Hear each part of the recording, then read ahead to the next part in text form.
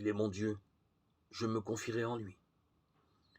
Il te couvrira de ses plumes, et sous ses ailes, tu auras un refuge.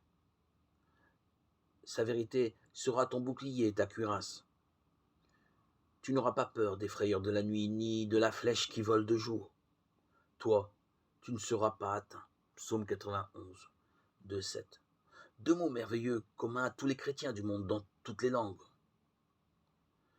Voici l'histoire d'un soldat roumain, Anna Gheorghe, pendant la Deuxième Guerre mondiale. Les troupes russes avaient envahi la région de la Bessarabie en Roumanie et étaient entrés en Moldavie. Anna et ses camarades étaient terrifiés, les balles sifflaient autour d'eux et les obus faisaient trembler le sol. Pendant la journée, Anna cherchait du réconfort dans sa Bible, et la nuit, il se répétait des versets qu'il avait mémorisés. Un jour, au cours d'une attaque ennemie, Anna est séparé de sa compagnie. Paniqué, il s'enfuit dans la forêt où, épuisé, il s'endort au pied d'un arbre. Le lendemain, il essaie de retrouver ses camarades, avance prudemment vers le front.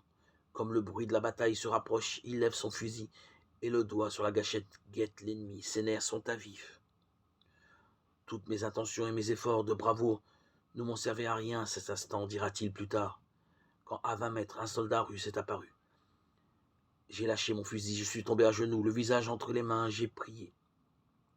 J'attendais le contact glacé du canon ennemi sur ma tête, quand j'ai ressenti une légère pression sur l'épaule.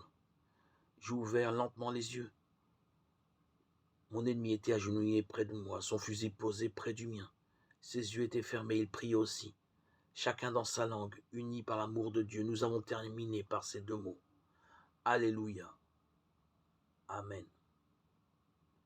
Émus à l'extrême, nous nous sommes séparés après une chaleureuse accolade.